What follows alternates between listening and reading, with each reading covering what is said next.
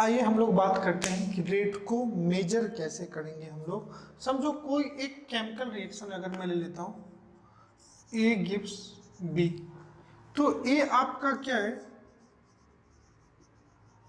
Reactant है, और B आपका क्या है, प्रोडक्ट।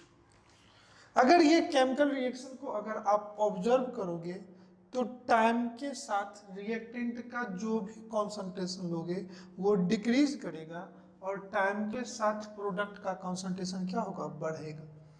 अगर इनिशियली बात करोगे तो जो भी आप रिएक्टेंट लिए हो उसका पूरा अमाउंट होगा, और उस टाइम में प्रोडक्ट जीरो होगा। जीरो किस टाइम पे होगा, जब रिएक्शन कहाँ होगा, स्टार्ट होने से पहले, या जस्ट जिस टाइम पे रिएक्शन स्टार्ट होगा हम उस टाइम की बात करेंगे।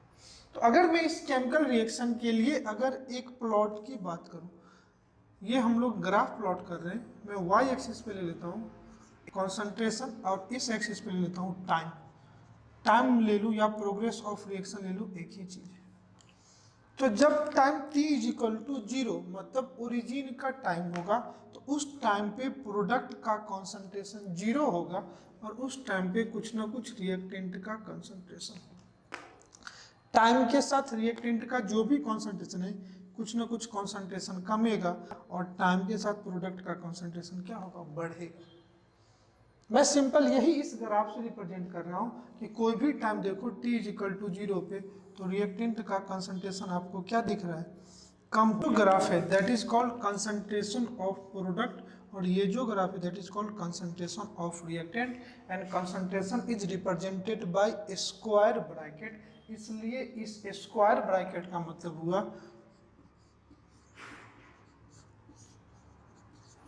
कंसंट्रेशन ऑफ रिएक्टेंट, और इस स्क्वायर ब्रैकेट का मतलब हुआ कंसंट्रेशन ऑफ प्रोडक्ट। कोई दिक्कत? तो आइए इसी चीज में हम लोग देखते हैं कि इसको मेजर कैसे करेंगे।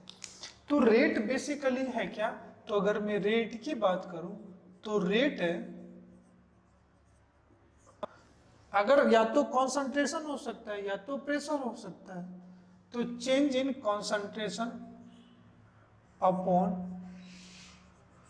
टाइम, जो भी change in concentration upon time होगा उसी को क्या बोलेंगे, रेट। अगर रेट रिएक्टेंट के टर्म्स में कहेंगे तो change in concentration of reactant upon time. अगर रेट प्रोडक्ट की बात करेंगे तो change in concentration of product upon क्या करेंगे, टाइम। आइए बेटा हम लोग देखते हैं कि रिएक्शन का रेट कैसे मेजर करते हैं। समझो कोई भी एक मैंने हाइपोथेटिकल रिएक्शन ले लिया, ए गिव्स बी। इसका मतलब क्या हुआ कि ये भी कोई अपना एक बैलेंस केमिकल इक्वेशन है। इस बैलेंस केमिकल इक्वेशन की बात करूंगा तो ये अगर यहाँ पे ए क्या है बेटा, रिएक्टेंट है, एंड बी क्या है आपका, प्रोडक्ट। इसमें कोई दिक्कत तो नहीं। अगर ये रिएक्शन ए टू बी जा रहा है, दैट मीन्स अगर ये रिएक्शन रिएक्टेंट टू प्रोडक्ट जा रहा है, बड़े ध्यान से समझना, तो रिएक्टेंट का कुछ ना कुछ अमाउंट तो आप लोगे ना, और जो रिएक्टेंट का अमाउंट लोगे उसको अपन ले लेते हैं ए नॉट। ए नॉट क्यों ले रहे हैं, तो ये t is equal to 0, initially A का जो अमाउंट लिया उसी को क्या बोलते हैं, रिएक्टेंट ऑफ ए या कॉन्सेंट्रेशन ऑफ ए। किस टाइम पे, at t equal to 0। t equal to 0 कौन सा टाइम है, इनिशियल टाइम है, जहां से रिएक्शन को तुम ऑब्जर्व करना स्टार्ट कर रहे हो। तो t जो ये टाइम है वो कौन सा टाइम है, इनिशियल टाइम है। और ए नॉट क्या है, तो ए नॉट को अपन बोल सकते हैं concentration of A at time t is equal to 0। Clear है? समझो आफ्टर सम टाइम जब आप इस रिएक्शन को देखते हो, मतलब वो टाइम समझो 2 मिनट, 10 मिनट, 5 मिनट, 10 सेकेंड, कुछ भी हो सकता है, कुछ भी एक टाइम ले लेता हूँ at t is equal to t, कोई भी एक टी टाइम के अकॉर्डिंग मैं इस रिएक्शन देख रहा हूँ, तो ये रिएक्टेंट टाइम के साथ, अब हमने अभी देख लिया कि रिएक्टेंट का कॉन्सेंट्रेशन कम होगा, और टाइम के साथ प्रोडक्ट का कॉन्सेंट्रेशन क्या होगा, बढ़ेगा। तो इस टाइम पे इसका जो कॉन्सेंट्रेशन होगा इसको मैंने ले लिया AT, मतलब concentration of A at time t। और इस टाइम पे बी का कुछ ना कुछ फॉर्मेशन हो जाएगा, तो इसको क्या बोलेंगे, बीटी। और यहाँ पे कितना हो जाएगा, इनिशियली बी 0 होगा। जिस टाइम पे जब आप रिएक्शन को स्टार्ट कर रहे हो वहाँ पे पूरा का पूरा रिएक्टेंट होगा, प्रोडक्ट का फॉर्मेशन अभी नहीं हुआ है, तो प्रोडक्ट का कॉन्सेंट्रेशन क्या होगा, 0 होगा। तो एटी क्या है, concentration of B at time T, कौन सा 80 है ना, और बीटी क्या हो जाएगा,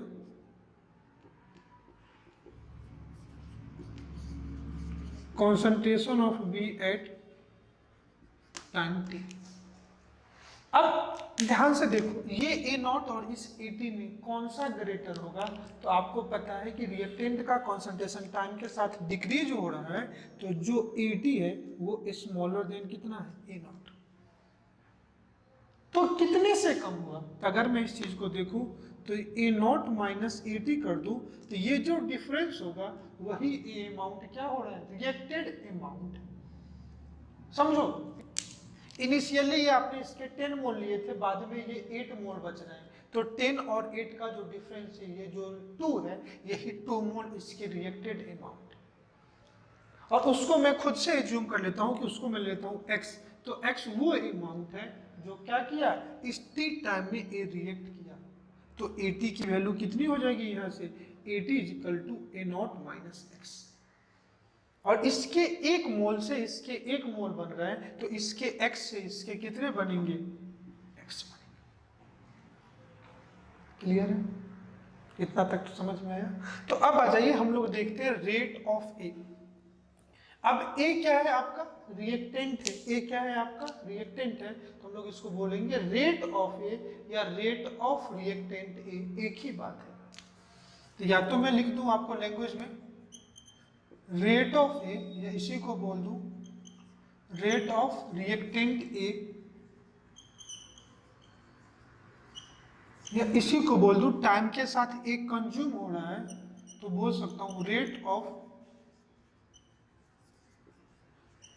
कंजम्पशन ऑफ ए, या टाइम के साथ ये कम कंज्यूम हो रहा है, डिसअपियर हो रहा है, तो इसी को बोल सकते हैं rate of disappearance of, rate of disappearance of. और जब भी रेट निकालते हो तो रेट आप जानते हो change in concentration upon time, इसका चेंज इन कॉन्सेंट्रेशन निकालोगे तो चेंज इन कॉन्सेंट्रेशन हमेशा फाइनल माइनस इनिशियल होगा बेटा, तो फाइनल 80 छोटा है, तो छोटे में से बड़े वैल्यू को करोगे तो ये वैल्यू क्या जाएगा, माइनस में आ जाएगा। तो हम लोग नो डाउट अगर रेट के लिखने के लिए बात करें तो ये हो जाएगा change in concentration of A upon क्या बेटा, टाइम। लेकिन चेंज इन कॉन्सेंट्रेशन यहाँ पे निगेटिव आएगा, तो रेट को पॉजिटिव लाने के लिए हम लोग रिएक्टेंट के साथ फॉर्मूले में माइनस यूज कर देते हैं। We will use minus sign while writing the rate of reactant because rate never negative, it always positive. इसको क्या लिख सकते हैं, चेंज इन कॉन्सेंट्रेशन, तो चेंज को क्या लिख सकते हैं, delta concentration of A upon delta T, या इसी को D A upon delta A by delta T ऐसे लिखते हैं, delta A by delta T, या शॉर्ट में इसी को डी लिख देते हैं। What is the difference between D and delta, तो ये जो डेल्टा इसको बोलते हैं capital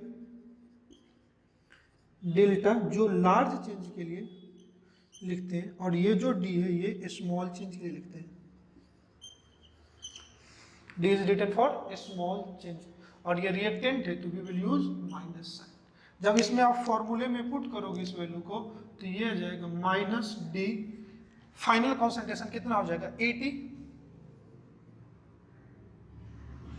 final concentration 80 minus A naught upon क्या बेटा।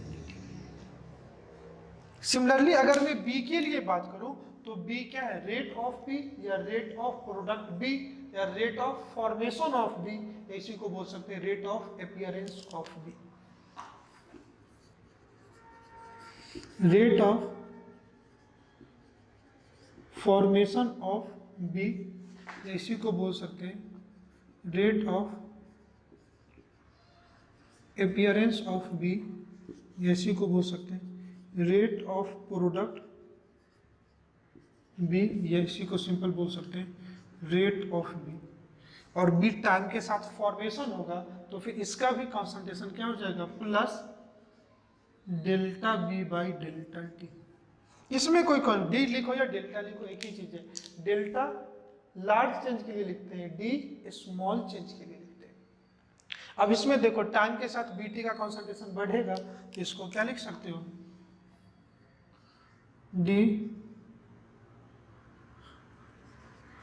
बीटी माइनस 0/dt, तो ये D BT by dt, change तो आ गया, तो डी हटा देते। कोई दिक्कत? तो सिमिलरली इस टाइप से हम लोग रेट को क्या कर सकते हैं, निकाल सकते हैं। सिंपल, इसमें एक ही चीज समझना है कि अगर मैं यहाँ पे लिख दूं, आपको ये समझ में आ गया, तो आप इस साइड देखना। अगर सिंपल तुमसे पूछे रेट क्या है, तो अगर मैं रेट की बात करूं तो रेट को लिख सकता हूं plus minus change in concentration delta T by delta T. Plus minus क्यों? तो जब rate with respect to reactant लिखोगे तो माइनस साइन यूज करोगे, रेट विथ प्रोडक्ट लिखोगे तो क्या यूज करोगे, प्लस साइन लिखोगे। यहाँ माइनस साइन क्यों रिएक्टेंट के साथ यूज कर सकते हैं, क्योंकि रेट कभी भी नेगेटिव नहीं होगा। रेट को पॉजिटिव लाने के लिए हम लोग क्या करेंगे, रिएक्टेंट के लिए जब भी rate with respect to reactant लिखेंगे तो माइनस साइन यूज करेंगे, बिकॉज टाइम के साथ कॉन्सेंट्रेशन ऑफ रिएक्टेंट डिक्रीजेस। तो आप इसको लिख लो, फिर नोट करके एक पॉइंट में डिक्टेट करता हूं, आप उसको लिखना, ठीक है? आप पहले लिख लो इसको,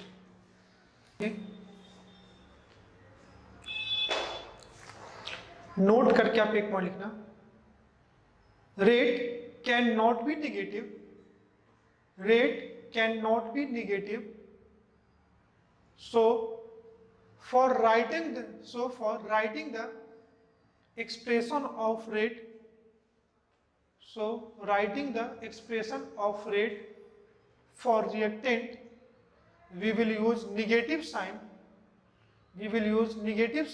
because concentration of reactant decreases with time, because concentration of reactant decreases with time। Clear है? समझा ना आपको? तो कहीं भी आपसे बोल दे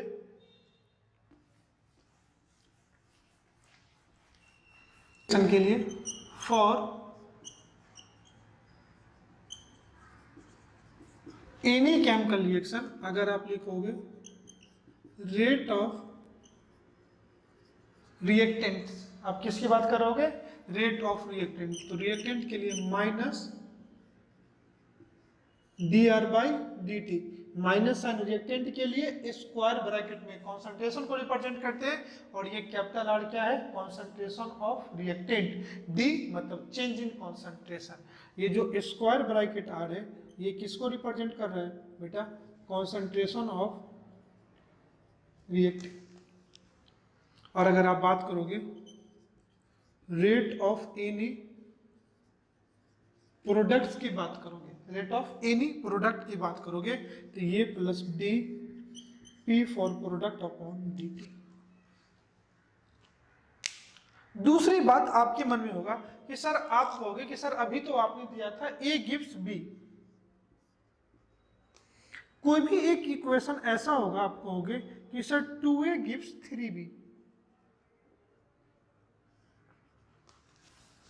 2a गिव्स 3b, ये भी एक बैलेंस केमिकल इक्वेशन है, ये भी एक बेटा बैलेंस केमिकल इक्वेशन है। इस केस में स्टाइकोमेट्रिक रेशियो मतलब मोलर रेशियो 1:1 है, यहाँ पे 2:3 है। क्या आप कहोगे सर इसका भी rate minus da by D T और इसका भी rate plus da by D T होगा? मैं कहूँगा ऑब्वियसली होगा।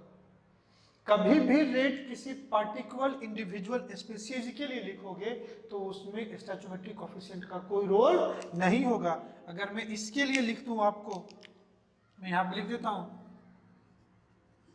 रेट ऑफ ए का है, यहाँ पे रिएक्टेंट है, तो आप क्या लिखोगे minus da by D T, और अगर मैं लिख दूं रेट ऑफ बी तो ये क्या हो जाएगा plus db by D T. आप आराम से समझ सकते हो। आप कहोगे ठीक है सर केमिकल रिएक्शन अगर ऐसा हो जाए 2a plus 3b gives 4c plus d। ये भी तो हो सकता है। इस केस में ये दोनों क्या है, रिएक्टेंट है, और ये दोनों क्या है बेटा, प्रोडक्ट है। तो यहाँ पे मैं बोल दूं आपको rate of A is equal to, reactant है ना, तो minus D A by D T. आपसे मैं बोल दूं rate of B is equal to, तो minus D B by D T. यहाँ बी प्रोडक्ट था तो प्लस साइन लिए, यहाँ बी रिएक्टेंट है तो माइनस साइन। हमेशा रिएक्टेंट के साथ माइनस साइन, प्रोडक्ट के साथ प्लस साइन। रेट है तो change in concentration on time. अगर मैं बोल दूं rate of C is equal to, तो plus D C by D T. और अगर मैं बोल दूं rate of D is equal to, तो plus D change in concentration of D upon D T. इसमें कोई दिक्कत नहीं होगी। तो एक चीज और आपको फिर सेकंड नोट करके आप लिखोगे, लिखना for writing the rate of any particular species, for writing the rate of any particular species, their stoichiometric coefficient should not be there.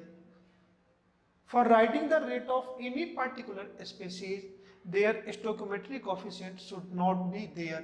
तो मैं अभी आपको दो नोट लिखवाया हूं। पहला नोट ये लिखाया था कि रेट कभी पॉजिटिव नहीं होगा, इसलिए जब भी एक्सप्रेशन रेट का रिएक्टेंट के लिए लिखते हैं तो हम लोग we will use negative sign, because rate never be negative.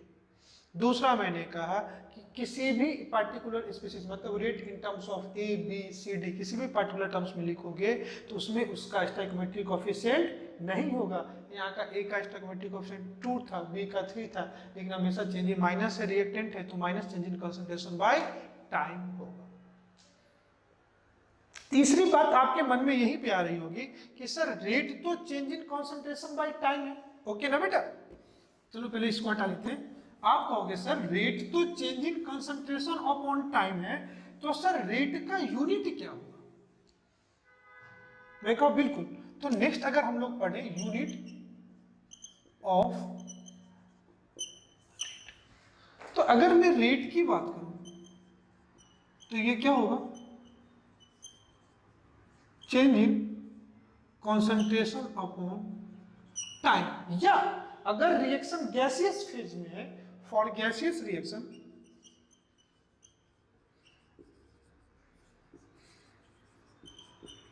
Rate is change in pressure upon time. Pressure तो जानते हो, प्रेशर का यूनिट क्या होगा, एटमॉस्फेयर। और अगर कंसंट्रेशन की बात करोगे तो बेटा क्या है कंसंट्रेशन बताओ, तो आप कहोगे सर कंसंट्रेशन क्या है, मोल पर लीटर। तो पहले रेट इस कंसंट्रेशन के टर्म्स में देखते हैं, तो इसका यूनिट क्या आ जाएगा, यूनिट बेटा आएगा इसका, यूनिट ऑफ रेट की बात करोगे तो ऊपर में क्या आ जाएगा, मोल पर लीटर, और नीचे तो क्या है टाइम। तो यूनिट आ जाएगा मोल लीटर इनवर्स टाइम इनवर्स, मोल लीटर इनवर्स टाइम इनवर्स। और टाइम क्या हो सकता है यहाँ पे, तो टाइम या तो सेकंड में हो सकता है, या मिनट्स में हो सकता है, या आवर्स में हो सकता है, या डे में हो सकता है बेटा, या तो वीक में हो सकता है, या तो मंथ में हो सकता है, या ईयर्स में हो सकता है, कुछ भी ले लेना। क्वेश्चन में जो दे रहा, क्वेश्चन में अगर टाइम पर सेकंड में तो पर सेकंड में लेना, क्वेश्चन में अगर टाइम मिनट में तो मिनट, आवर्स आवर, कुछ भी हो सकता है। लेकिन आप कहोगे सर अगर ये प्रेशर के लिए है तो इसके लिए अगर यूनिट की बात करोगे, फॉर गैसियस रिएक्शन के यूनिट की बात करोगे, तो यहाँ पे जो यूनिट होगा तो ये क्या हो जाएगा, ऊपर में प्रेशर है, चेंज इन प्रेशर, तो प्रेशर का क्या होगा एटमॉस्फेयर अपॉन क्या हो जाएगा टाइम। तो आप कह सकते हो ATM that will be your unit. तो आपको थोड़ा केमिकल इक्विलिब्रियम से थोड़ा बहुत हिंट्स आ रहा होगा कि क्या सर रेट कंसंट्रेशन है और यहाँ पे प्रेशर है, क्या कंसंट्रेशन एंड प्रेशर में कोई रिलेशन है क्या? मैं कहूँगा है। आपको पढ़ा चुका हूँ Kp = Kc RT to the power delta Ng, याद आ रहा होगा आपको, इक्विलिब्रियम में ये एक्सप्रेशन हमने पढ़ा था। देखिए मैं 2 मिनट में बताता हूँ आपको। तो बेसिकली हम क्या जरूरत है अपने को, relation between concentration and pressure में आपको क्या चाहिए बेटा, रिलेशन चाहिए, उसके लिए बात कर रहे हैं। एक ऐसा ही कॉन्सेंट्रेशन एंड प्रेशर के बीच में इक्विलिब्रियम कांस्टेंट का रिलेशन देखे थे। जिन लोगों को याद है इक्विलिब्रियम से तो अच्छा है, मैं लिख के देता हूं, Kp is equal to Kc RT to the power delta. ये भी किसी केमिकल रिएक्शन का इक्विलिब्रियम कांस्टेंट के लिए था, वेयर Kp क्या है, equilibrium constant in terms of pressure, Kc क्या है, equilibrium constant in terms of concentration, R क्या है, गैस कांस्टेंट जिसकी value 0.08 litre atmosphere per mole kelvin, इसी को हम लोग 1/12 लेते हैं, और टेम्परेचर T क्या है, टेम्परेचर इन केल्विन स्केल, और डेल्टा एन जी क्या है, change in total number of gaseous mole, मतलब total number of gaseous mole product minus total number of gaseous mole in reactant. अभी हम लोगों को उससे नहीं जाना है, हम लोग एक गैसियस स्टेट में रिएक्शन पढ़े थे, मतलब इसको बोलते थे ideal gas equation IG। IG क्या था, PV इज इक्वल टू बेटा nRT। ध्यान से देखना, P क्या है, प्रेशर यूनिट एटमॉस्फेयर, V क्या है, वॉल्यूम, N क्या था। दो चीजें हम लोग को पढ़ना है, दोनों चीज ध्यान से देखो। एक तो हम लोग को पढ़ना है टाइप ऑफ रेट, जैसे आप फिजिक्स में भी पढ़े होंगे कि instantaneous velocity and average velocity, तो यहाँ पे भी हम लोग पढ़ेंगे instantaneous rate and average rate. और थर्ड में आपको पढ़ाऊंगा इनिशियल रेट, कि इनिशियल रेट क्या था at t is equal to 0 पे क्या रेट था, मतलब t इज इक्वल टू 0 मतलब समझना कौन सा रेट है। समझो मैं यहाँ से आगे की तरफ 1 किलोमीटर मूव करूंगा, तो कोई एक बच्चा यहाँ पे बैठा है, समझो यहाँ पे एक लड़का है सुशांत, ये यहाँ बैठा हुआ है, और वहां पे 500 मीटर के बाद एक लड़का और है कैलाश, वो वहां पे बैठा हुआ। तो जब मैं स्टार्ट करूंगा तो सुशांत को क्या दिखेगा कि सर 0 से स्टार्ट किए, मतलब सर पहले रुके थे अब मूव करना स्टार्ट किए। लेकिन जब मैं मूव करता रहूंगा और आगे कैलाश को सामने जब मैं क्रॉस करूंगा तो कैलाश को मैं रुका नहीं दिखूंगा, कैलाश के जिस टाइम देखेगा वहां पे कुछ ना कुछ मेरी क्या होगी, स्पीड होगी। तो कैलाश मेरा कभी भी इनिशियल वेलोसिटी नहीं पता कर पाएगा, लेकिन ये मेरे सामने सुशांत है तो वो मेरा इनिशियल वेलोसिटी क्या कर पाएगा, पता करेगा। जब भी हम लोग देखते हैं इनिशियल एंड फाइनल कॉन्सेंट्रेशन की यहाँ पे बात करते हैं, बिकॉज हम लोग क्या निकाल रहे हैं, चेंज इन कॉन्सेंट्रेशन, और चेंज इन कॉन्सेंट्रेशन का मतलब क्या हुआ कि final concentration minus initial concentration. जरूरी नहीं है कि इनिशियल हमेशा t इज इक्वल टू 0 ही हो, इनिशियल तो वो टाइम है जहां से तुम उसको ऑब्जर्व करना स्टार्ट किए। ऐसा नहीं होता है ना कि हर दिन बिफोर क्लास आप टाइम पे आ जाते हो, कोई कोई दिन आप लेट आते हो। समझो आज की क्लास 4 o'clock को स्टार्ट हुई और आप 4:30 को आए, तो आपके जो बच्चे 4 o'clock को आ चुके थे वो इनिशियल लेक्चर को इनिशियल से देखे, लेकिन आप 4:30 को ले आए तो आपके लिए लेक्चर का इनिशियल क्या हुआ, 4:30 का हुआ ना। तो that is the difference between initial and instantaneous. तो 3 टाइप का रेट हम लोग देखेंगे, इनिशियल, इंस्टेंटेनियस एंड एवरेज। उससे पहले मैं क्या समझा रहा था आपको, हम लोग रेट ऑफ पार्टिकुलर स्पीशीज की बात कर रहे थे कि अगर कोई केमिकल रिएक्शन में एक से ज्यादा रिएक्टेंट एंड एक से ज्यादा प्रोडक्ट हो और सबके स्टोइकियोमेट्रिक रेशियो अलग अलग हो, तो अब उसका रेट हम लोग कैसे कोरिलेट कर सकते हैं। ध्यान से देखना, कोई भी एक रैंडम मैंने केमिकल इक्वेशन ले लिया, 2a + 3b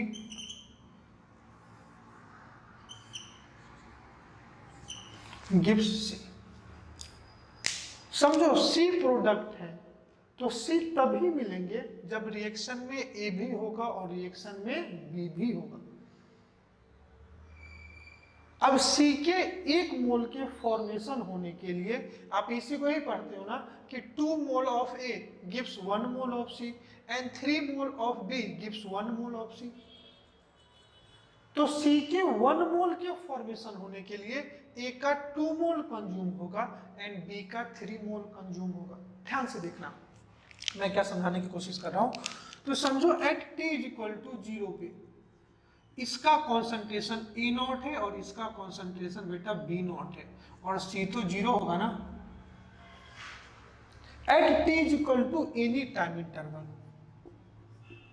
तो पहले अगर x डिसोसिएट करोगे तो ये x/2 होगा ना, तो आप क्या करो स्टोइचोमेट्रिक रेशियो में डिसोसिएट कर दो ताकि आपको ये रेशियो इजी होगा। तो ये कितना डिसोसिएट करेगा, तो ए नॉट माइनस आप ले लो 2x, क्लियर है।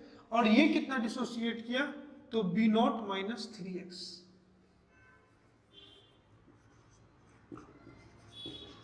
तो ये कितने मिलेंगे x। तो उस सेम टाइम इंटरवल में ए के 2x डिसोसिएट कर गए और बी के 3x डिसोसिएट करे। मतलब एक चीज तो समझ में आ गया कि यहाँ पे ए का कंज्यूम होने का रेट बी के कंज्यूम होने के रेट से अलग अलग है, क्लियर है। और सी के फॉर्मेशन होने का रेट अलग है। अगर मैं इसमें बोलूं कि सबसे फास्ट चेंज किस में हो रहा है, तो सबसे फास्ट चेंज बी में हो रहा है, क्योंकि सेम टाइम इंटरवल में इसके 3x से चेंज हो रहे हैं, इसके 2x से चेंज हो रहे हैं और इसके x से चेंज हो रहे हैं, क्लियर है। इतना तो आपको समझ में आ गया कि ए एंड बी के बीच में कंज्यूम होने का रेट अलग अलग है। तो इसी रिलेशन को हम लोग पढ़ना है कि relation between rate of any individual species and इस ये जो पूरा रिएक्शन है ये भी तो अपने एक रेट से हो रहा होगा ना, तो उसको बोलेंगे रेट ऑफ रिएक्शन। तो रेट ए के रिस्पेक्ट में अलग होगा, बी के रिस्पेक्ट में अलग होगा एंड सी के रिस्पेक्ट में अलग होगा, और इस रिएक्शन का रेट एक क्या होगा बेटा, अलग होगा। तो इसी चीज को हम लोग पढ़ते हैं, फिर कुछ क्वेश्चन देखेंगे, फिर हम लोग टाइप्स ऑफ रेट देखेंगे, और आज का लेक्चर अपना क्या हो जाएगा यहाँ पे कंप्लीट। तो आज केमिकल काइनेटिक्स के फर्स्ट लेक्चर में मुझे आपको रेट ही समझाना है। रेट समझ में आएगा तभी रेट का चेंज, रेट पे क्या फर्क पड़ता है कॉन्सेंट्रेशन के चेंज होने से, इसी चीज को पढ़ाना है। जो इस टॉपिक में सबसे इंपॉर्टेंट पार्ट यही है, order of reaction. Factor affecting rate of reaction में चेंज इन कॉन्सेंट्रेशन पे रेट का क्या इफेक्ट है, that is the major part of this lesson chemical kinetics. तो आपको दिखेगा केमिकल काइनेटिक्स काफी इंपॉर्टेंट पार्ट है। जेई में बताया तो बेटा 25 क्वेश्चन है, उसमें से भी एक क्वेश्चन केमिकल काइनेटिक्स के होंगे। मेन में कभी कभी ऐसा भी हुआ है कि जे इलेक्ट्रोकेमिस्ट्री पे कोई क्वेश्चन नहीं आते हैं, लेकिन कोई भी ईयर ऐसा नहीं है जो केमिकल काइनेटिक्स पे क्वेश्चन नहीं है। प्योर मैथमेटिकल चैप्टर है, प्योर कॉन्सेप्चुअल चैप्टर है, बहुत कम थ्योरी है, काफी अच्छे अच्छे क्वेश्चन बनते हैं। लेकिन अगर आप बात करोगे नीट के लिए, तो नीट में तो 45 क्वेश्चन होते हैं, 2 पार्ट है जिसमें हर साल से क्वेश्चन आता है। एक रेट आपसे डायरेक्टली पूछ देगा, ऑर्डर ऑफ रिएक्शन, रेट बताओ, रेट एक्सप्रेशन कैसे लिखते हैं ये बताओ। लास्ट पार्ट इसमें जो हम लोगों ने कहा था टेम्परेचर का रेट पे क्या इफेक्ट पड़ेगा, दैट इज आर्हेनियस इक्वेशन। तो आपको 45 में से मिनिमम 2 क्वेश्चन तो नीट वाले को आराम से इस लेसन से दिखेगा।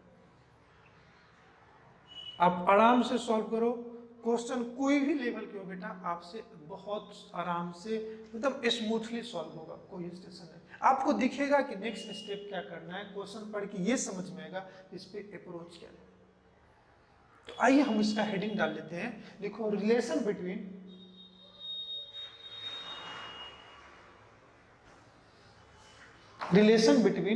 Rate of different species, heading डाल देना बेटा आप, रिलेशन बिटवीन, ऊपर में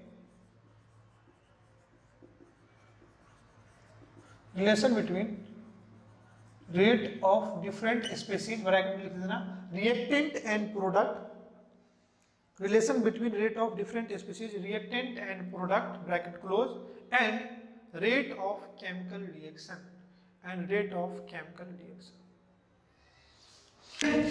तो आइए इसी से पहले हम लोग ए बी एंड सी का तो रेट निकाले ना बेटा। तो अगर मैं यहां पे लिखूं रेट ऑफ ए, तो आपको तुरंत दिखेगा ए क्या है, रिएक्टेंट, तो minus D change in concentration of A upon D T. कोई दिक्कत, तो डाल दो माइनस चेंज इन कॉन्सेंट्रेशन कितना आ जाएगा, तो डी फाइनल माइनस इनिशियल, और फाइनल कितना है ए नॉट माइनस 2x। अब आराम से देखो, मेरे साथ करते चलो। फाइनल कितना है, ए नॉट माइनस 2x। इनिशियल कितना था, तो माइनस ए नॉट अपॉन क्या बेटा, dt। अब ध्यान से देखो, ए नॉट और ए नॉट कैंसिल आउट हो गया, माइनस 2x और ये माइनस क्या होगा, प्लस 2 को बाहर ले ले तो प्लस 2 dx बाई। कोई दिक्कत इसमें, मुझे नहीं लगता इसमें कोई दिक्कत होगा। दूसरा, अगर मैं यहां पे रेट ऑफ बी निकालूं तो क्या हो जाएगा, बी भी क्या है, रिएक्टेंट है बेटा, तो minus D B by D T. तो बी क्या होगा, D by change in concentration of B upon time. Change in concentration of B, final concentration of B minus initial concentration, तो पुट कर दो minus D final concentration B naught minus 3x minus B, that is your initial concentration, upon D T. आप B naught cancel कर दो, तो ये minus और ये माइनस, प्लस 3 को बाहर ले लो तो ये भी आ जाएगा dx बाई डी टी।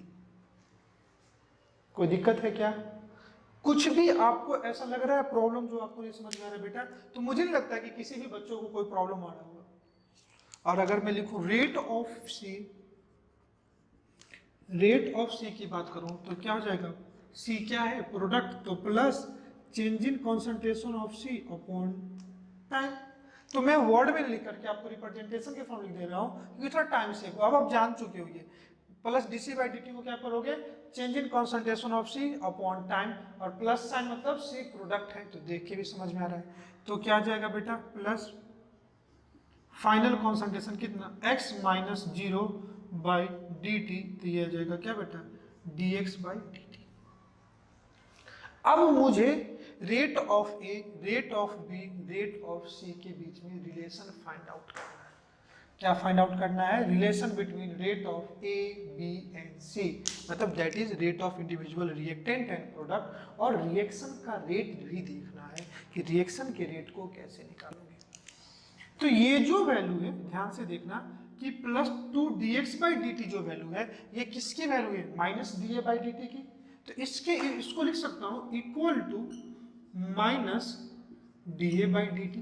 क्या नहीं लिख सकता, ये minus D A by D T की वैल्यू है ना, तो यहां से मैं dx बाई डी टी निकाल लेता हूं।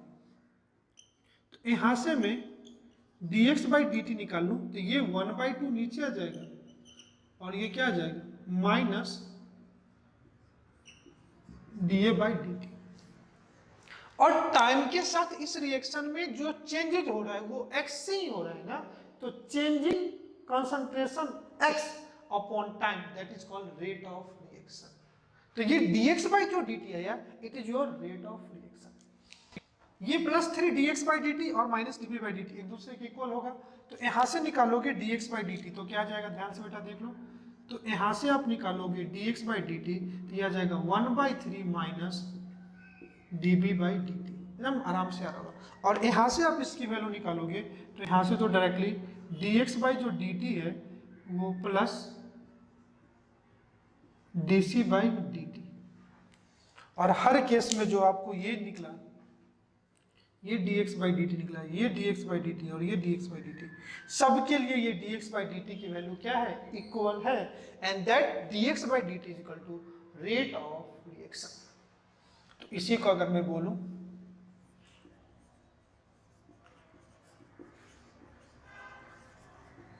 Rate of reaction dx by dt की अगर मैं बात करूं, इसी को शॉर्ट में हम लोग बोलते हैं ROR, rate of reaction.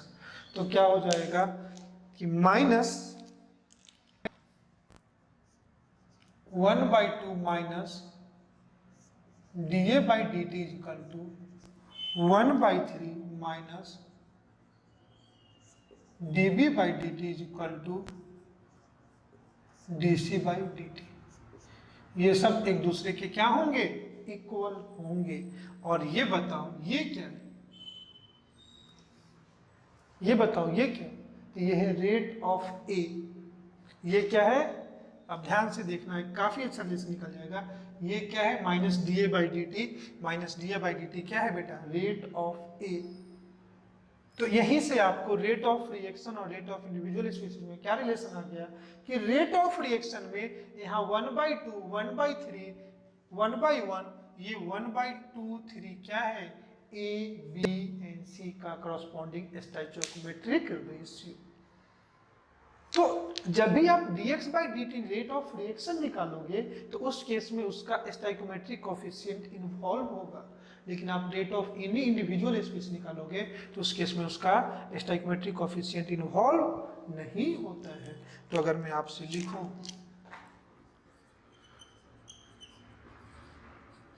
Rate of reaction dx/dt की बात करूं तो ये हो जाएगा rate of A upon their stoichiometric coefficient is equal to rate of B upon their stoichiometric coefficient is equal to rate of C upon their stoichiometric coefficient। इससे एक बात तो समझ में आया कि किसी भी इंडिविजुअल स्पीशीज के रेट को उसी के स्टोइकोमेट्रिक कोएफिशिएंट वैल्यू से डिवाइड कर दोगे तो आपको रेट ऑफ रिएक्शन निकल जाएगा। यहीं से देखो ना, -dA/dt को क्या लिख सकते हो, rate of A divided by 2 that is called rate of reaction. तो अगर आपको इसका पता चल गया तो इसके रिस्पेक्ट में इसका क्या कर सकते हो, निकाल सकते हो। कोई दिक्कत?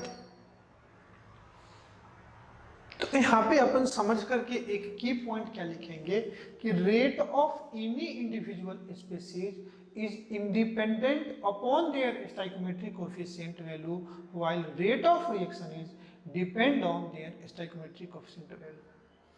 आज मैं नोट में तीसरा पॉइंट लिखा रहा हूं, मैं फिर से सारे नोट को रिकॉल करता हूं। मैंने पहला नोट आपको बताया कि जब भी बेटा रेट रिएक्टेंट के लिए लिखोगे तो you should use minus sign, we will use minus sign because concentration of reactant decreases with time.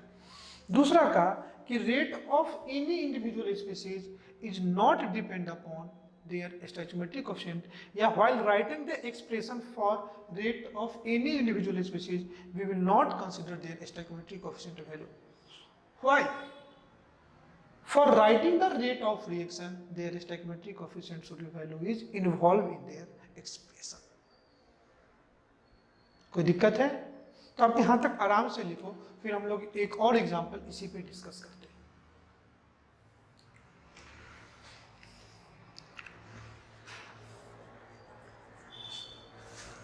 आइए हम लोग सेकंड एग्जांपल देखते हैं उसी चीज को समझने के लिए। छोटा सा दिया हूं मैं, 2A gives 3B, 2A gives 3B। समझो ये एक बैलेंस केमिकल इक्वेशन है, this is your balance chemical equation. आपने अभी देखा ना कि रेट ऑफ रिएक्शन में स्टोइकोमेट्रिक कोएफिशिएंट आएगा, तो आपको रिएक्शन को बैलेंस करना आना चाहिए। और रेट ऑफ रिएक्शन का सिग्निफिकेंस तभी है जब आपका केमिकल इक्वेशन बैलेंस है। अगर केमिकल इक्वेशन आपका बैलेंस है तो उसका कोई सिग्निफिकेंस ही नहीं है रेट ऑफ रिएक्शन का, आप जो भी निकालोगे वो गलत है। और एक ही रिएक्शन को आप अलग अलग स्टोइकोमेट्रिक कोएफिशिएंट से बैलेंस करोगे तो उसका रेट अलग अलग है, ये भी बात सही है। आइए पहले इसको देखते हैं। समझो at T is equal to 0, इसका कॉन्सेंट्रेशन A0, तो ये प्रोडक्ट है तो ये क्या हो जाएगा, 0। After some time T is equal to T पे इसका जो कॉन्सेंट्रेशन है वो A0 होगा और इसका जो कॉन्सेंट्रेशन है वो B0 होगा। अब A0 और B0 की वैल्यू को आप निकालने की कोशिश करो। तो समझो A0 माइनस जो अमाउंट डिसोसिएट किया होगा उसको माइनस कर दो, तो डायरेक्टली स्टोइकोमेट्रिक रेशियो पर ले लो, क्योंकि इसके 2 मोल से 3 मोल बन रहे हैं, तो इसके अगर 2x डिसोसिएट किए होंगे तो इसके 3x बनेंगे, और अगर आप इसके x लेते तो इसके 3/2x बनते, तो न्यूमेरिकल आपका क्या होता है, थोड़ा ज़्यादा लेंदी हो जाता, कैलकुलेशन बढ़ जाता। तो जो स्टोइकोमेट्रिक रेशियो है ना उसी रेशियो मैंने डिसोसिएट कर दिया, तो इसके जो स्टोइकोमेट्रिक रेशियो है वो कितने हो गए, 3x हो गए। तो ये 2x 2 मोल से 3 बने तो 2x से 3x बने डायरेक्टली, और अगर x लोगे तो ये कितना देता है 3/2x, ज़्यादा लेंगे। आप जानते हो यहाँ पे कि जो 80 है वो लेस देन क्या है, A0। कोई दिक्कत? तो मुझे यहाँ पे 3 चीजें में रिलेशन निकालना है, मैं लिखता हूँ क्या क्या, रेट ऑफ A, दूसरा रेट ऑफ B, तीसरा बच्चों रेट ऑफ रिएक्शन। इन तीनों के बीच में अपने को क्या करना है, एक रिलेशन फाइंड आउट करना है। आइए उसी के लिए हम लोग जाते हैं। तो अगर आप लिखोगे रेट ऑफ ए, ध्यान से देखना, आपने लिखा रेट ऑफ ए, तो ए क्या है, रिएक्टेंट, तो minus change in concentration of A upon changing time. बड़े ध्यान से देखना, तो क्या हो जाएगा, माइनस डी फाइनल कॉन्सेंट्रेशन कितना, A naught minus 2x minus A naught upon D T. और इसके लिए रेट ऑफ बी की बात कर लो, तो minus D B by D T, sorry B product है तो plus D B by D T, तो यह आ जाएगा प्लस डी फाइनल कॉन्सेंट्रेशन कितना 3x minus 0 upon D T. अब आइए सॉल्व करते हैं, तो यहाँ ए नॉट क्या हो गया बेटा, कैंसिल, ये फॉर्मूला का माइनस और ये माइनस 2x क्या हो जाएगा प्लस 2x, तो ये कितना हो जाएगा D 2x by D T. 2 constant है तो 2 को बाहर ले आए, जब आप इसको बाहर लाओगे तो ये कितना हो जाएगा do dx by D T. और इस केस में 3 को बाहर लाओगे तो ये वैल्यू आ जाएगा 3 dx अपॉन डी टी। और ये किसकी वैल्यू है, तो plus D B by D T की वैल्यू है ना, तो इसको लिख दो equal to D B by D T. तो इस इक्वेशन को आप नीचे में लिख दो, तो यहाँ से आप dx बाई डी टी की वैल्यू निकाल लो, तो ये वैल्यू आ जाएगी 1/3 D B by D T. और इस फॉर्मूले से आप dx बाई डी टी की वैल्यू निकाल लो, सॉरी ये dx बाई डी टी किसके बराबर होगा, minus D A by D T के इक्वल है ना, तो इसको लिख लो minus D A by D T. ध्यान से देखना मैंने क्या, पहले तो इसको सॉल्व किया था, ये 2 dx बाई डी टी आया, और ये 2 dx बाई डी टी इसी की वैल्यू है ना, इक्वल टू मैंने वो टर्म्स लिख लिया। क्यों, क्योंकि मुझे यहाँ पे चाहिए क्या था, तो यहाँ पे dx बाई डी टी की वैल्यू चाहिए था इन टर्म्स ऑफ रिएक्टेंट ए, तो यह आ जाएगा 1/2 minus D A by D T. तो यहाँ भी निकला आपका dx बाई डी टी और यहाँ भी निकला dx by D T. dx by D T की वैल्यू क्या हो जाएगी, इक्वल, इसी को बोलते हैं रेट ऑफ रिएक्शन। तो अगर मैं लिखूं rate of reaction that is your r of r is equal to dx by D T. Rate of reaction r of r is equal to dx by D T. और dx by D T की value देखोगे तो ये आ जाएगा 1/2, ए के terms में देखो तो minus D A by D T is equal to 1/3 D B by D T. तो आप सिंपल किसी भी एक बैलेंस केमिकल इक्वेशन को देखो, उसका स्टोइकोमेट्रिक माइनस रिएक्टेंट हो तो minus change in concentration of वो अपॉन टाइम, प्रोडक्ट है तो चेंज इन कंसंट्रेशन वो अपॉन टाइम, और इसी को देखोगे तो यही आ जाएगा rate of reaction R D X by D T is equal to, ये क्या जाएगा rate of A upon 2 is equal to rate of B upon 3। That will be your relation. तो रेट ऑफ ए लिखना है तो उसमें stoichiometry का कोई रोल नहीं है, लेकिन rate of reaction in terms of A लिखना है तो आपको स्टोइकियोमेट्री का क्या लगेगा, रोल रहेगा। Are you getting my point, इतना समझ में आ रहा है ना आपको। तो कोई भी अगर एक हाइपोथेटिकल रिएक्शन दे दे, ध्यान से देखना, कोई भी X A plus Y B gives N C, और इसमें कहे कि आपको रेट ऑफ रिएक्शन का एक्सप्रेशन लिखो, रेट ऑफ रिएक्शन, तो ये किसके इक्वल होगा dx by D T is equal to 1/x, A reactant है तो minus D A by D T is equal to 1/y minus D B by D T is equal to 1/n D C by D T. Simple है, कोई भी अगर एक balance chemical equation है तो rate of reaction उसका stoichiometric coefficient 1/x, A reactant है तो minus D A by D T is equal to 1/y, B reactant है तो minus D B by D T is equal to 1/1 plus D C by D T. आप आराम से निकाल सकते हैं। अब ध्यान से बोलो, इतना समझा या नहीं समझा? समझा ना? तो आप बड़े आराम से लिखो और 3 नोट जो मैंने नोट करके पॉइंट दिए हैं बेटा उसको जरूर याद रखना। आप रेट समझो, रेट जिसको समझ में आया पूरे काइनेटिक्स आपको उतने अच्छे से समझ में आएगा। आप इसको लिखिए, फिर इसी पे बेस्ड में क्वेश्चन कराता हूँ, फिर अपन टाइप ऑफ रेट में पढ़ा देता हूँ।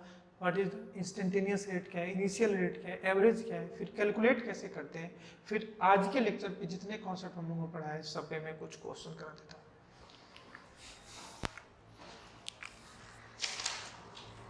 उसी पे बेस्ड हम लोग कुछ क्वेश्चन देख लेते हैं। पहला क्वेश्चन आपसे कह रहा है, right the expression for rate of reaction for the following. जितने भी फॉलोइंग केमिकल रिएक्शन है मैंने लिए 1, 2, 3 and 4। This is your question number 3। 2H2O2 gives 2 molecule of H2O plus O2। ध्यान से देखो, पहले आप चेक करना कि केमिकल इक्वेशन बैलेंस है या नहीं। नहीं है तो आपको पहले बैलेंस करना है, फिर रेट ऑफ रिएक्शन लिखेंगे। आप देखो ये बैलेंस है तो मैं रेट ऑफ रिएक्शन लिख दूं, तो रेट ऑफ रिएक्शन की वैल्यू हमेशा dx/dt के इक्वल होगा। ये रिएक्टेंट है तो ये 1/2 minus change in concentration of H2O2 by dt is equal to, ये प्रोडक्ट है तो 1/2 d H2O by dt is equal to d O2 by dt। That will be your answer। इसकी बात करोगे रेट ऑफ रिएक्शन, dx/dt की बात करो तो ये देखो बैलेंस है तो ये क्या हो जाएगा, d N2 by dt is equal to, ये रिएक्टेंट है तो ये 1/3 minus d H2 by dt is equal to 1/2 d NH3 by dt। इसके लिए अगर रेट ऑफ रिएक्शन की बात करोगे dx/dt की बात करोगे तो ये कितना हो जाएगा, 1/2 d SO2 by dt is equal to, इसका स्टोइचोमेट्रिक 1 है, 1 d O2 by dt reactant है तो भी अब इसको हटा दो, माइनस साइन, ये भी रिएक्टेंट है बेटा तो आप माइनस साइन यूज करोगे। यहाँ भी N2 रिएक्टेंट था तो you should use minus sign यहाँ पे प्लस साइन, ये सही। 1/2 d SO2 by dt is equal to minus O2 by dt is equal to 1/2 d SO3 by dt। तो आराम से आप क्वेश्चन की टर्म्स लिख सकते हो। आपको ये आसान लग रहा है ना, ये है भी आसान। मैं आपको बता दूं ये क्वेश्चन जेई में भी पूछा हुआ है और नीट में भी पूछा हुआ है। आप अपने प्रीवियस ईयर बुक चेक कर लेना। हैवर्स प्रोसेस में अमोनिया का rate of reaction which of the following are correct. 4 option थे जिसमें से ये ऑप्शन टिक करना। ऐसा नहीं है कि कुछ डिफिकल्ट पूछे जाएंगे आपसे, आपके ही लेवल की बातें आपके एग्जामिनेशन में पूछी जाती है, बस आपका फंडामेंटल क्लियर होना चाहिए। क्वेश्चन कोई बेटा बड़ा या छोटा, इजी और डिफिकल्ट नहीं होता है, आपका वे कितना अच्छा है वही चेक किया जाता है। अगर मैं इसके लिए बात करूं, कोई भी एक हाइपोथेटिकली तो मैंने खुद से दे दिया था रेट ऑफ रिएक्शन, तो ये 1/1/2 सीधे क्या हो जाएगा 2। तो इसको मैं क्या लिख सकता हूं 2 into minus dA/dt is equal to, ये भी रिएक्टेंट है तो कितना 1/3, 1/1/3 कितना हो जाएगा 3 minus dB/dt is equal to 5 dC/dt। That will be your rate of reaction, that will be your rate of reaction. कोई दिक्कत मुझे नहीं लग रहा है कि कोई दिक्कत हो आपको, आप आराम से सब देखो और समझो। आइए नेक्स्ट मैं एक क्वेश्चन दिया हूं कि लैंग्वेज के फॉर्म में आपको रेट कैसे निकल जाता है। मैं इसको मिटा दूं, नेक्स्ट क्वेश्चन को अपने को सॉल्व करना है तो मैं इसको मिटा देता हूं, आप लिख लो पहले, तब तक मैं एक क्वेश्चन पढ़ता हूं। कह रहा है what should be the rate of disappearance. मतलब रेट ऑफ डिसअपीयरेंस मतलब किसी भी केमिकल रिएक्शन में डिसअपीयरेंस ऑफ बी, मतलब बी रिएक्टेंट होगा, appearance rate of formation of C, मतलब सी प्रोडक्ट होगा। कह रहा है if rate of disappearance of A for a chemical reaction A + 3B gives 2C = 2 mole per litre second. देखो time second में कोई भी गिवन टेम्परेचर पे हो सकता है। तो आइए देखो इस क्वेश्चन को अप्रोच कैसे करना है। पहले अपन क्या करते हैं, इस क्वेश्चन को समझते हैं। तो आप हम बैलेंस केमिकल इक्वेशन ले लेते हैं। A + 3B gives 2C, this is your balance chemical equation. अपन इसके सॉल्यूशन की बात करते हैं।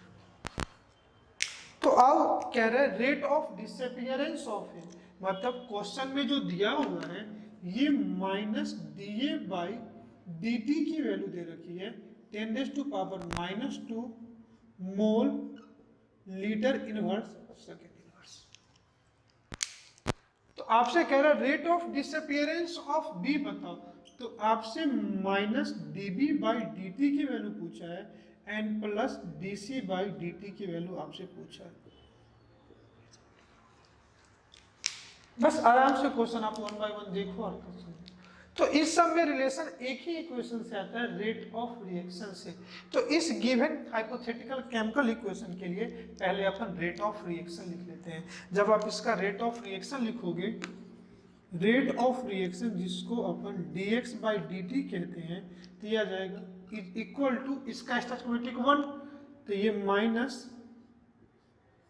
-dA/dt = 1/3 dB/dt = 1/2 dC/dt। अब इस इक्वेशन में आपको इसकी वैल्यू दे रखी है और इसका निकालना है। तो आप क्या करो, इन दोनों को ले लो एक बार। इन दोनों को आप लोगे तो ये क्या आ जाएगा, -dA/dt = 1/3 बेटा dB/dt। तो क्रॉस मल्टीप्लिकेशन करो, माइनस माइनस कैंसिल, तो यह आ जाएगा 3 dA/dt = dB/dt। और dA/dt की वैल्यू पता है 10⁻⁻², तो इसका वैल्यू आ जाएगा 3 × 10⁻⁻² mole litre inverse second inverse. That will be your answer. कुछ ऐसा है डिफिकल्ट है नहीं ना। लास्ट में आपसे पूछा है रेट ऑफ फॉर्मेशन ऑफ सी, तो आप देख लो, इसके लिए आप 2 को मल्टीप्लाई कर दो, यहीं पे क्रॉस मल्टीप्लिकेशन 2 से करोगे तो ये कितना आ जाएगा, dC/dt = -2 × dA/dt, यही होगा ना। तो अब देख लो, और ये माइनस साइन तो ए रिएक्टेंट है उसको दिखा रहा है, और इसकी वैल्यू आपको -dA/dt की वैल्यू दे रखी है। तो आप देख लो 2 × 10⁻⁻², तो ये 2 × 10⁻⁻² mole litre inverse second inverse. That will be your answer. तो ए का रेट गिवन था, बी एंड सी का आपसे करस्पॉन्डिंग रेट पूछ रहा था, तो हम आराम से 1 बाय 1 ऐसे सॉल्व करके क्या कर सकते हैं, निकाल सकते हैं। तो इस पे हम और भी क्वेश्चन करेंगे। पहले मैं आज की क्लास का जो लास्ट पार्ट पढ़ना है हम लोग को, टाइप ऑफ रेट, आइए मैं वो पढ़ देता हूँ। आप इसको लिख लो, फिर मैं इसको अरेंज करके आपको पढ़ाता हूँ type of rate.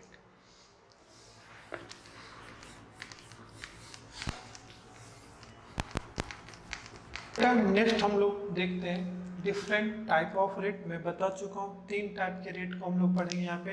Average rate मतलब किसी एक पार्टिकुलर इंटरवल, टाइम इंटरवल में जो चेंज इन कॉन्सेंट्रेशन होगा, that is our average rate. Second one is instantaneous rate, एक पार्टिकुलर इंस्टेंट पे आप कहोगे 10 सेकेंड पे क्या रेट है, दैट इज इंस्टेंटेनियस। और आप कहोगे 10 to 20 सेकेंड में क्या रेट है, दैट इज एवरेज। मतलब 2 टाइम इंटरवल पे आप जो रेट निकालते हो, rate between at 2 time interval. तो 2 टाइम इंटरवल मतलब आपको किसी 2 टाइम इंटरवल पे कॉन्सेंट्रेशन पता होना चाहिए, तभी एवरेज निकाल सकते हो। इंस्टेंटेनियस में एक पार्टिकुलर इंस्टेंट पे क्या रेट है, क्या कॉन्सेंट्रेशन है, that is called instantaneous. And वो पर्टिकुलर टाइम अगर t इज इक्वल टू 0 है तो उसको इंस्टेंटेनियस नहीं बोल करके इनिशियल रेट बोलते हैं। आइए 1 बाय 1 में कराता हूँ, क्वेश्चन भी करा दूंगा, आपको समझ में भी आ जाएगा, कोई दिक्कत। पहला लिखना average rate at a finite interval of time, rate measure at a finite interval of time, rate measure at a finite interval of time, and it is obtained by knowing the value of concentration at two interval of time, knowing the value of concentration at two interval of time। Clear? तो आपसे दो चीज देगा, पहला कि समझो time t1 पे इसका कॉन्सेंट्रेशन CT1 ले लेता हूं और टाइम t2 पे इसका कॉन्सेंट्रेशन CT2 ले लेता हूं। तो इस केस में जो एवरेज रेट होगा ये प्लस माइनस हमेशा रेट है तो चेंज इन कॉन्सेंट्रेशन, अब चेंज इन कॉन्सेंट्रेशन क्या हो जाएगा C T2 minus C T1 upon T2 minus T1। या इसी को मैं ग्राफिकल रिप्रेजेंटेशन से बात करूं तो समझो दिस इज योर कॉन्सेंट्रेशन और this is your time, y axis पे कॉन्सेंट्रेशन है और x एक्सिस पे आपने क्या लिया टाइम, आपको मैं समझाने के लिए बात करता हूँ। और समझो ये कर्व कुछ ऐसा है, कॉन्सेंट्रेशन टाइम कर्व कुछ ऐसा है, टाइम के साथ कॉन्सेंट्रेशन क्या हो रहा है, डिक्रीज हो रहा है, तो ये कर्व कुछ ऐसा है। समझो ये T1 टाइम इंटरवल पे इसका कॉन्सेंट्रेशन C1 है और इस T2 टाइम इंटरवल पे इसका कॉन्सेंट्रेशन कितना है C2। तो दो टाइम इंटरवल पे बात कर रहे हैं, तो इस केस में वही मैंने दिया। अब एवरेज रेट निकालो, तो एवरेज रेट बिटवीन T1 से T2, एवरेज रेट कहां से कहा, T1 से T2 तक के बीच का पूछेगा। तो change in concentration final minus initial, तो फाइनल देखो C2 कम है ना, तो अगर ये रिएक्टेंट का होगा, अगर कॉन्सेंट्रेशन रिएक्टेंट का होगा तो क्या होगा, कम होगा, तो माइनस आप लिखोगे C2 minus C1 upon T2 minus T1, this will be your average rate. समझ में? इस पे आपको इसी टाइप के क्वेश्चन मिलेंगे, बस आपको रेट समझ में आ रहा है कि टू टाइम इंटरवल पे देगा तो कॉन्सेंट्रेशन भी टू टाइम इंटरवल पे होगा। अगर आप कहोगे सर इस पे क्वेश्चन देखो, देख लो क्वेश्चन, इस एक्सिस पे कॉन्सेंट्रेशन ऑफ रिएक्ट, इस एक्सिस पे टाइम, किसमें, सेकेंड में।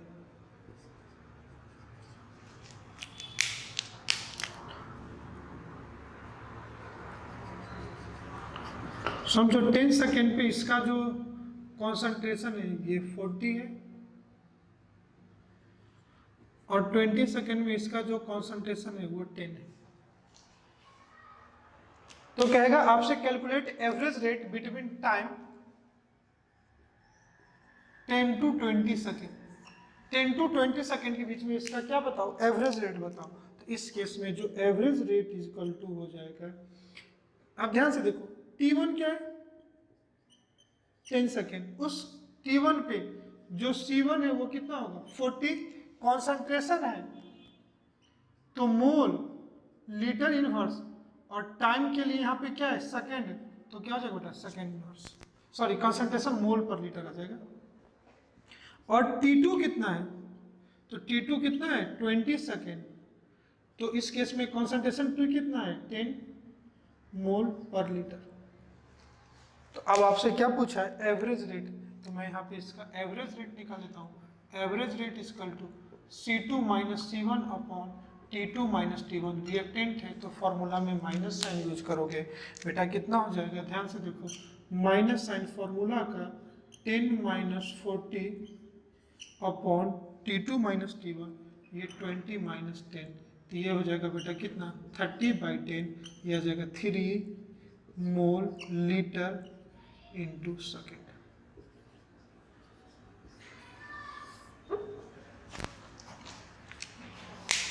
कोई दिक्कत?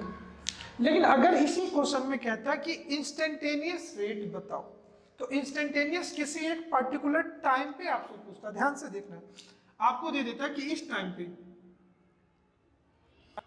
इस टीडेस टाइम पे रेट रिएक्शन का बताओ, तो किसी एक इंस्टेंट पे आपसे टाइम पूछता, तो आप इसी पे क्या करते कि एक टेंजेंट ड्रॉ करते। टाइम इंटरवल पे आपसे पूछे इंस्टेंटेनियस रेट, और आपसे पूछता rate at time T dash पे,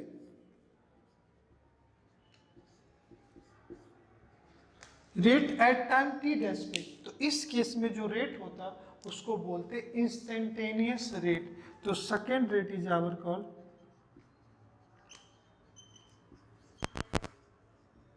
इंस्टेंटेनियस।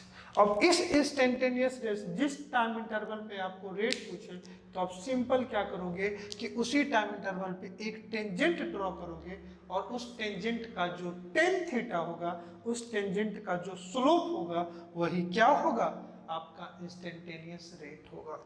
तो यहाँ पे जो इंस्टेंटेनियस रेट होगा, तो स्लोप ऑफ टेंजेंट, जिसको बोलते हैं tan theta, that is will be your instantaneous rate. तो इसका डिफिनेशन लिख लेना, आप समझ आए ना। एवरेज मतलब कोई भी एक दो टाइम इंटरवल के बीच में पूछे, और इंस्टेंटेनियस मतलब उस पर्टिकुलर टाइम पे आपसे पूछे। समझा ना इतना? तो लिखना इसमें definition, rate measure at a particular instant of time, rate measure at a particular instant of time,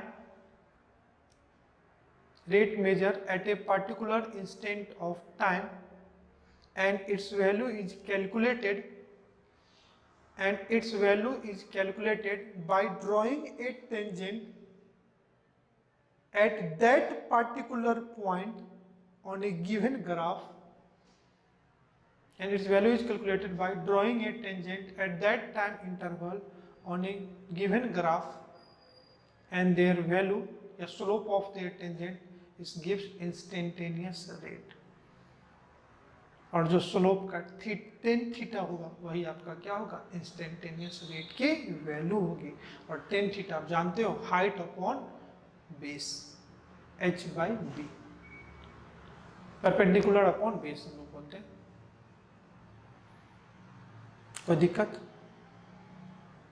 instantaneous rate की मैं बात करूं, तो instantaneous rate is equal to होगा, रेट है तो plus minus change in concentration upon time, that is your slope of tangent, जो इसका टेन थीटा।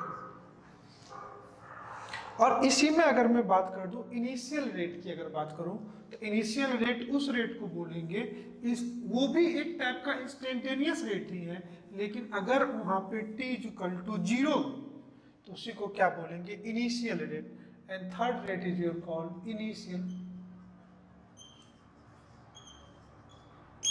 इनिशियल रेट की बात करूं तो यहाँ पे initial rate IR is equal to हो जाएगा plus minus change in concentration upon time, लेकिन यहाँ पे time t is equal to क्या होगा, 0।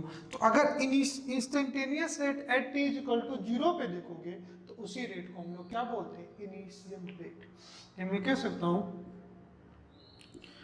It is rate at where time is equal to 0, मतलब जैसे ही रिएक्शन स्टार्ट हो रहा है उस इंस्टेंट पे क्या रेट होगा, उसी को हम लोग क्या बोलते हैं, इनिशियल रेट। तो ये बेसिकली तीन टाइप के रेट थे। आइए इसी रेट पे मैं आपको क्वेश्चन करा देता हूँ। रेट हमेशा याद रखना बेटा, कोई भी rate that is change in concentration upon time. Rate का मतलब ही होता है change in concentration upon time, और कॉन्सेंट्रेशन मोल पर लीटर में है। कहीं पे आपको वेट पर लीटर में दे सकते हैं, नंबर पर लीटर में देगा, उससे क्रॉसपोंडिंग आप उसको मोल पर लीटर में लाओगे। तो आइए एक दो क्वेश्चन देख लो, फिर हम लोग नेक्स्ट लेक्चर में बात करेंगे। नेक्स्ट लेक्चर में पहले कुछ क्वेश्चन करेंगे, फिर फैक्टर अफेक्टिंग रेट देखेंगे। क्वेश्चन लिया है उसको वन बाय वन समझते हैं, फिर उसको सॉल्व करने की कोशिश करते हैं। पहला क्वेश्चन कह रहा है कैलकुलेट, गिवन है concentration of reactant in a chemical reaction decreases with time as follow। किसी भी केमिकल रिएक्शन में जो रिएक्टेंट का कॉन्सेंट्रेशन है वो टाइम के साथ डिक्रीज कर रहा है, और किस रिलेशन के साथ, तो कह रहा है concentration is equal to 5 + 30t - 5t²। तो आपसे कह रहा है calculate its initial rate of reaction and initial rate at t = 2 second. तो फर्स्ट ऑफ ऑल आप देखो जो कॉन्सेंट्रेशन गिवन है वो एक्सप्रेशन में गिवन है 5 + 30t - 5t²। तो आपको चाहिए क्या, रेट। तो rate is equal to change in concentration upon time. तो चेंज इन कॉन्सेंट्रेशन, तो डी ये कितना हो जाएगा 5 + 30t - 5t² अपॉन dt। आप इसको डिफ्रेंशिएट कर दोगे, तो जब इसको डिफ्रेंशिएट करोगे तो कांस्टेंट का डिफ्रेंशिएशन 0, 30 का 30 माइनस 10t, और ये जो निगेटिव साइन है वो ऑलरेडी क्या रहा है, डिक्रीज है। तो आपको रेट क्या आ गया, तो रेट इज इक्वल टू आ गया 30 माइनस 10t। तो पहला आपको कह रहा है कि इनिशियल रेट बताओ। तो इनिशियल रेट क्या है, dc/dt, लेकिन t इज इक्वल टू 0। तो इस इक्वेशन में t की वैल्यू 0 डाल दोगे तो यह आ जाएगा 30 माइनस 10 इंटू 0, तो ये 30। ठीक है, और कॉन्सेंट्रेशन है तो यूनिट आ जाएगा मोल per litre into second inverse. दूसरा कह रहा है कि रेट बताओ at t is equal to 2 second पे। तो change in concentration upon time, ये किस पे, t इज इक्वल टू 2 पे। तो ये आ जाएगा 30 माइनस 10 इंटू 2, तो ये आ जाएगा 10 मोल लीटर इंटू सेकेंड।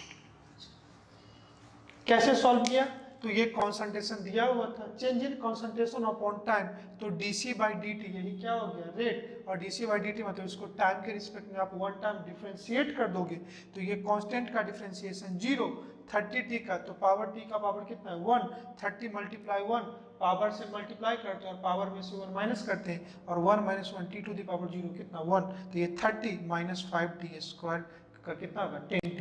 तो ये क्या आ गया, रेट आ गया। अब एक बार t is equal to 0 put कर दोगे तो इनिशियल रेट आ जाएगा, और t is equal to 2 put कर दोगे तो rate at time t is equal to 2 second. तो देखो इनिशियल रेट 30 मोल पर लीटर पर सेकेंड है और बाद में 10 मोल पर लीटर पर सेकेंड है, दैट मींस टाइम के साथ रेट डिक्रीज कर रहा है। समझ में आया ना, इनिशियल रेट और रेट का मतलब समझ में आ गया।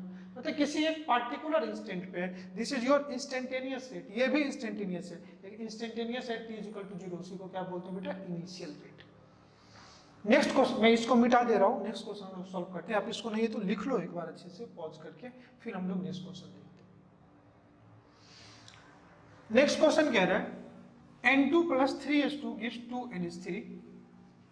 मेरे ध्यान से देखना, if rate of NH3 is 1.7 kg/h, और यहाँ पे रेट ऑफ NH3 क्या है, रेट ऑफ फॉर्मेशन है, तो d NH3 अपॉन dt की वैल्यू है 1.7 kg/h। तो कह रहा है rate of reaction of hydrogen, क्या आपसे पूछा है, रेट ऑफ रिएक्शन किसका, हाइड्रोजन। तो आपसे पूछा है d H2/dt ये निकालना है। तो अपन क्या करते हैं, पहले इस रिएक्शन का रेट ऑफ रिएक्शन लिख लेते हैं। तो अगर मैं इस रिएक्शन का रेट ऑफ रिएक्शन लिख लूं तो इसके टर्म्स में क्या आ जाएगा, -d N2/dt is equal to 1/3 minus dH2/dt is equal to 1/2d NH3/dt। कोई दिक्कत, हमें इसकी वैल्यू पता है और हम ये रिएक्टेंट में तो माइनस साइन लगा देते, इसकी वैल्यू पूछा है तो इक्वल कर दो, तो ये कितना हो जाएगा, NH3 का पूछा हुआ है, तो -d H2/dt is equal to क्या हो जाएगा, 3 से मल्टीप्लाई कर दोगे तो 3/2d NH3/dt। अब इसकी वैल्यू दे रखी है कितना, 1.7 kg/h, तो 3/2 मल्टीप्लाई 1.7 ये kg/h। पूछा किसमें है, ग्राम पर मिनट में, तो केजी को 1000 से मल्टीप्लाई कर दोगे। ध्यान से देखना बेटा, ये केजी पर आवर है, तो इसको मैं लिखूं तो ये आ जाएगा 3/2 मल्टीप्लाई 7 1.7 मल्टीप्लाई केजी है तो 1000 और टाइम को मिनट में लाने के लिए तो डिवाइडेड बाय 60, इसको क्या लिख दूं, ग्राम पर मिनट। क्या ये आपका आंसर होगा? तो आपने ये आंसर निकाला होगा। यहाँ पे केजी पर आवर था, हमने केजी पर आवर को केजी को ग्राम में लाने के लिए 1000 से मल्टीप्लाई किया एंड आवर को मिनट में लाने के लिए 60 से मल्टीप्लाई किया। That will be our answer. लेकिन ये आंसर क्या है बेटा? गलत है। आप खुद सोचो कि इस आंसर में क्या गलती है। तो आप ध्यान से देखोगे तो आपको समझ में आएगा कि rate change in concentration upon time होता है। इसके लिए हम लोग क्या करते हैं, rate change in concentration upon time है और यहाँ पे वेट अपॉन टाइम है, यही गलती हमने कर दी। तो आइए इसको हम लोग सही अप्रोच कैसे लेते हैं। तो सही अप्रोच लेने के लिए पहले जो रेट वेट अपॉन टाइम है उसको बेटा हम लोगों को कंसंट्रेशन अपॉन टाइम में क्या करना पड़ेगा, चेंज करना पड़ेगा। तो ये जो मैं लिखा हूं D NH3/dt is equal to, ये है 1.7 kg per our.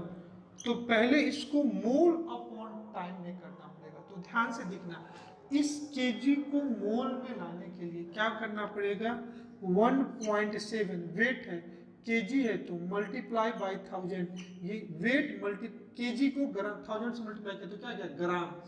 Weight by molecular weight, ये क्या आ गया, मोल। ये जो टर्म्स आया ये क्या आ गया, मोल आ गया बेटा। और मोल को डिवाइड कर दो किससे, टाइम आवर में है तो डिवाइडेड बाय 60, तो ये पूरा जो आ गया ये अपना क्या आ गया, मोल पर लीटर पर मोल पर मिनट। कोई दिक्कत? तो जब आप इसको सॉल्व करोगे तो ध्यान से देखो, ये 17 से 17 कितना आ गया, 0.1, तो ये आ जाएगा 100/60 मोल पर मिनट्स। कोई दिक्कत? तो अब मैं क्या निकालूं, number of mole of H2 इस फॉर्मूले से निकालता हूं।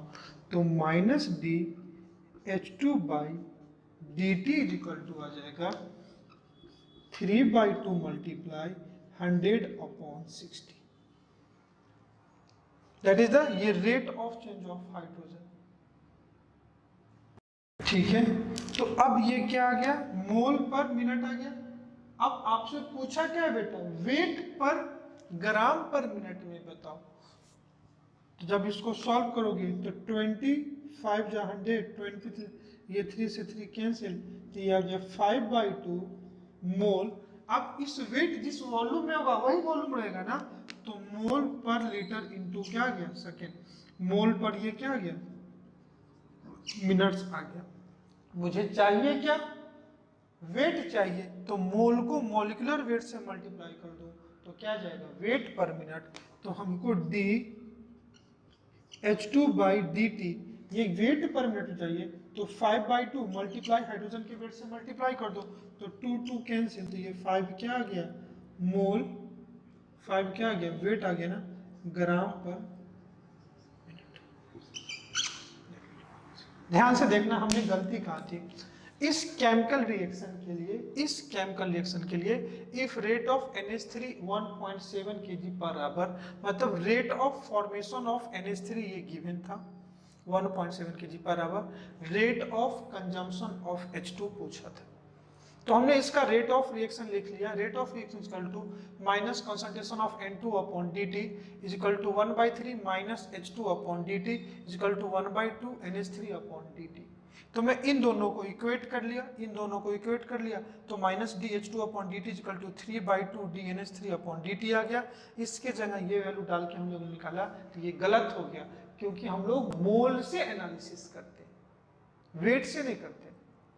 इसे हमने क्या निकाला था, 1.7 kg पर आवर, फिर kg को 1000 से मल्टीप्लाई करके ग्राम किया और आवर को 60 मल्टीप्लाई के मिनट किया, लेकिन ये आंसर गलत है। क्यों?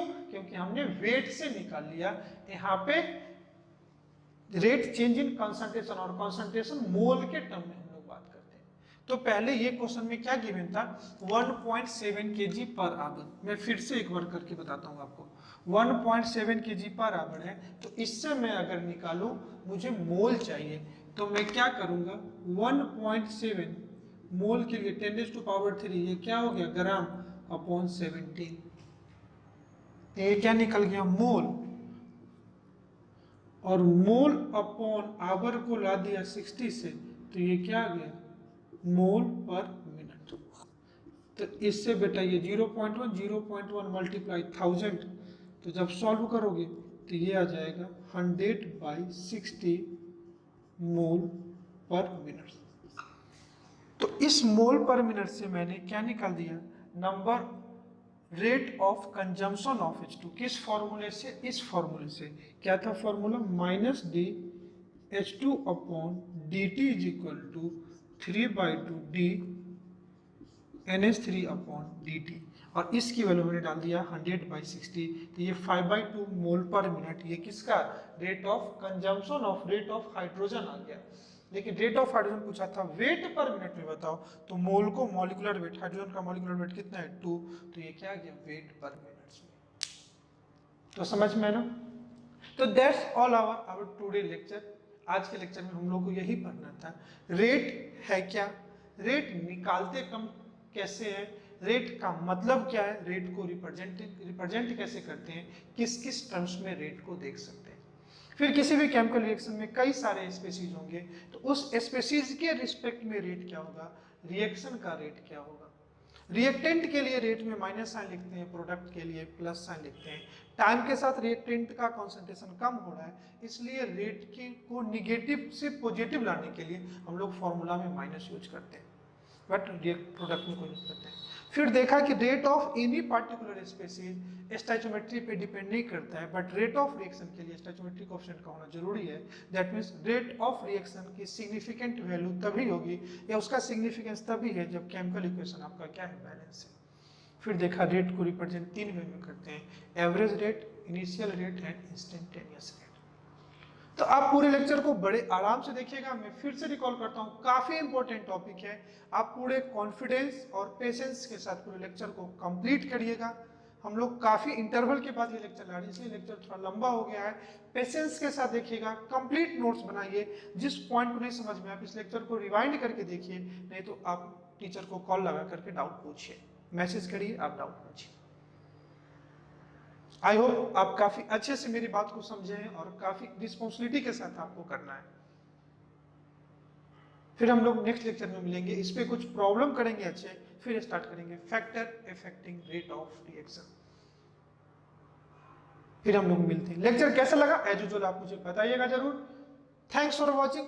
इतने देर तक लेक्चर को पेशेंस से देखने के लिए आपका बहुत बहुत धन्यवाद। Thank you and bye bye.